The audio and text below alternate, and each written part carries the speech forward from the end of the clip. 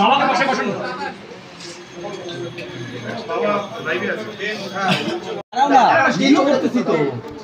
আলাদা করে নে না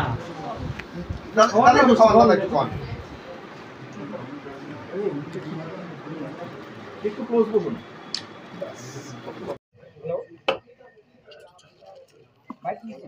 আচ্ছা ঠিক আছে বিক্রম বলুন। হ্যাঁ পতিছি হ্যাঁ ওর বাড়িতেই আছে তো বিক্রম।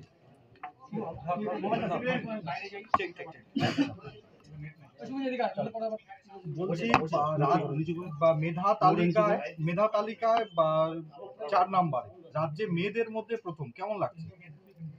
আমার বাড়ির লোকেরা এবং বাবা মা তো খুবই খুশি, তাই আমি অত্যন্ত আনন্দিত। কতটা প্রত্যাশা ছিল কেমন র্যাঙ্ক আসবে, কি মনে করছেন? আমি এমনি আশা করেছিলাম যে হয়তো বোর্ডে থাকতে পারে র্যাঙ্ক, কিন্তু এতটা বেশি হবে সেটা আশা করিনি।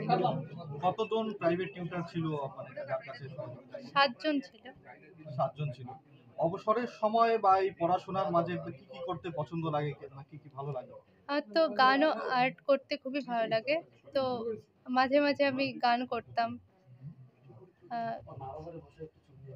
রাজনীতি পছন্দ করো? না, সেই ব্যাপারে সেরকম ইন্টারেস্ট নেই। বলছি মা বাবা দুজনেই শিক্ষক শিক্ষিকা, তারা কি সহযোগিতা করেছেন? কতটা সহযোগিতা মা বাবার কাছেও পেয়েছেন? সবথেকে সবার আগে তো বলবো যে তারা সবসময় আমাকে এনকারেজ করেছে। আর বাবা আমাকে এমনি কেমিস্ট্রি ব্যাপারটা অনেকটা হেল্প করেছে। কেমিস্ট্রির প্রতি আগ্রহ তো আমার বাবার জন্যই জেগেছে। আগামী দিনে লক্ষ্যমাত্রা কি হতে চাও?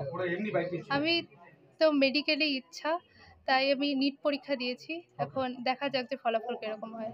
দেখা যায় চিকিৎসক হওয়া বা বিভিন্ন ক্ষেত্রে গবেষণার ক্ষেত্রে ভিন রাজ্যে বা ভিন দেশে চলে যায় অনেকে, তোমার কি লক্ষ্য রয়েছে? কোথায় কাজ করতে চাও? আমি আমার দেশেই কাজ করতে চাই। আর কি কি ভালো লাগে, মানে এই পড়াশোনার বাদে যদি বলি খেলাধুলার জগতে, খেলাধুলা পছন্দ করো? হ্যাঁ, এমনি টিভিতে এমনি খেলাধুলা দেখতে ভালো লাগে, সেরকম তো আর সময় পাইনি খেলাধুলা করার। তো ওই ক্রিকেট দেখতাম, তার মধ্যে চেসও দেখতাম, চেসও দেখতে ভালো লাগে। ক্রিকেটে প্রিয় খেলোয়াড়ের নাম? MS ধোনি। MS ধোনি খেলা এখনো দেখো? এই সুযোগ পেতে এই প্রস্তুতির মাঝে দেখা? মাঝে মাঝে দেখতাম, প্রত্যেকদিন তো আর দেখা হতো না যে IPL খেলা হতো। টিভি বা সোশ্যাল মিডিয়া এটাতে কতটা অ্যাক্টিভ, কতটা পছন্দ করো বা কি মনে করো আগামী দিনে যারা পরীক্ষা দেবে তাদের জন্য কি বার্তা দেবে?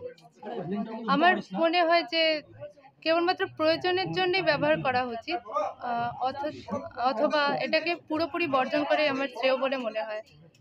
আমি এটার থেকে যতটা দূরে সম্ভব থাকার চেষ্টা করতাম। পাঠ্য বই পড়তেই ভালো লাগে নাকি তার পাশে আরো কিছু মানে ইন্টারনেটের পড়াশোনাও এখনকার সময় প্রয়োজন, কি মনে করেন? পাঠ্য বই তো সব থেকে বেশি গুরুত্বপূর্ণ, তার বাইরেও যদি অনেকের আগ্রহ থাকে আরো বেশি কিছু জানার, সেই ব্যাপারে তারা অবশ্যই সেটা ইউজ করতেই পারে। আমি এমনি যেহেতু হায়ার সেকেন্ডারি পাশে এন্ট্রান্সের দিকেও নজর রেখেছিলাম, তাই সেই ব্যাপারে একটু অ্যাডভান্স বই পড়াশোনা করতাম। বলছি এই সে পরীক্ষা দিয়েছো নিটে, কেমন প্রত্যাশা থাকছে, কি কেমন পরীক্ষা হয়েছে? আশা করি যে গভর্নমেন্ট কলেজে হবে, মানে কাট অফের উপরেই থাকবে নাম্বার।